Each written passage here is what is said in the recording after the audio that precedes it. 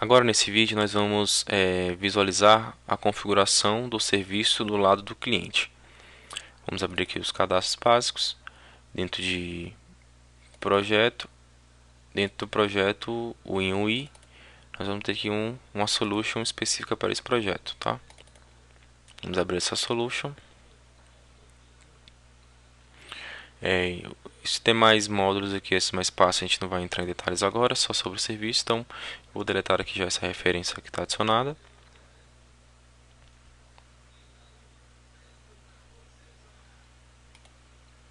Vamos esperar um momento. Ok, foi deletada a referência.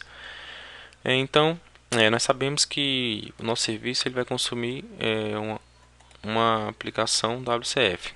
Então, ele necessita que a gente passe aqui um endereço. Então, como a gente vai pegar esse endereço? Nossa aplicação já está hospedada dentro do IS, então a gente pode vir aqui dentro do IS, dentro do site, default website, onde está a nossa aplicação, abrir aqui o content, onde contém o nosso site. A gente vai vir aqui no nome do nosso serviço. O nome do nosso serviço ele chama rpservice.svc. Então a gente vai pedir para dar um browse. Ele vai abrir o endereço, tá? Caso você não queira abrir por lá, você pode simplesmente dar um localhost, mais o alias, o nome do nossa pasta aqui do nosso serviço, está criado no IS, mais o nome do serviço, tá? Que é rpservice.svc. Tá? Você digitar esse caminho todo aqui no seu browser, você vai conseguir executar. Agora a gente vai aqui copiar esse endereço. E agora sim, vamos conseguir adicionar a nossa referência. Vamos colar. Vamos renomear aqui o nosso namespace para Service RP. E agora vamos aqui vir em configurações avançadas para a gente setar um pequeno detalhe. Aqui em Collection Type, você pode perceber que ele está como System.Array. Isso quer dizer o quê? Então que todos os métodos que forem retornar alguma lista, ele vai entender como um array. Só que no nosso caso, nós estamos usando o generic list. Então, nós temos que setar aqui a propriedade system.collection generic list. Ok? Então, essa é a diferença dessa configuração. Após terminado aqui tudo, é só clicar em OK. Esperar que ele adicione a referência. Certo. Está criada a referência. A gente quiser verificar aqui no nosso arquivo referência que ele cria, a gente vai poder perceber que ele criou aqui todos os nossos métodos aqui. Por exemplo, vamos pegar aqui um método aqui, preço DTO. Então todos os nossos atributos aqui ele já vem setando aqui pra gente, tá ok? Então agora que nós já referenciamos nosso serviço, nós temos aqui uma classe chamada Service Factory. No outro vídeo de visão geral, a gente utilizou o proxy que o Visual Studio cria. Quando a gente cria aqui adiciona essa referência, ele já vai referenciar aqui pra gente um proxy, ok? Para se comunicar com o nosso serviço. Que a gente vai lá, já chama aquele, instancia aquele método, e ele vai chamar esse serviço. Só que esse proxy, ele não é legal, porque toda vez que a gente chama esse proxy, ele cria esse vínculo novamente. Então acaba deixando meio errado essa forma de comunicação. Então essa classe serve para gerenciar as conexões.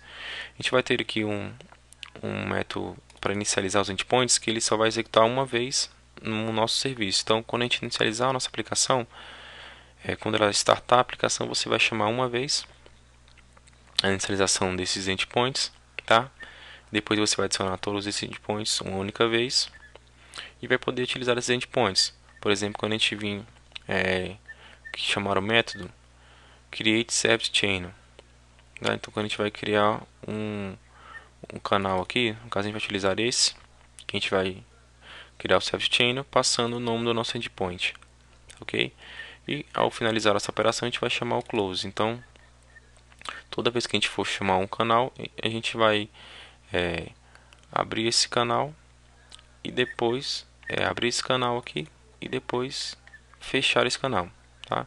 Garantindo que essa configuração toda aqui do inicializar os componentes vai ser feita só uma vez, tá? Então por isso que a gente está utilizando essa classe para evitar que toda vez que a gente for chamar esse proxy, abrir um canal com serviço, ele não fique criando esse vínculo novamente. Então para isso que vai servir essa classe Service Factory. Quando a gente estiver implementando aqui os métodos dentro da classe, a gente vai poder entender melhor. Tá, após ele adicionar a referência, a gente pode perceber aqui nesse arquivo ppconfig que ele vai passar todos aqui os endpoints, o nome dos nossos endpoints aqui, tá? Que é o tipo dele, que ele passa o tipo o base bind mais o nome do nosso contrato, ok? Então todos os nossos endpoints estão criados aqui no nosso arquivo de configuração, ok?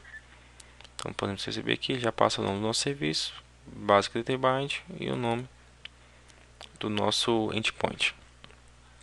Então, como eu falei, esse Factory ele vai necessitar que a gente passe o nome do nosso endpoint. A gente vai ter que passar para ele o nome do nosso contrato e o nome do nosso endpoint. A gente vai garantir que ele só seja chamado uma vez. Então, dentro do método main, a gente criou aqui dentro da classe view, né, dessa view, dessa classe, dessa janela main, que vai ser a janela principal, a gente tem aqui dentro do main window, quando ele é instanciado, a gente vai ter aqui um inicializar serviço.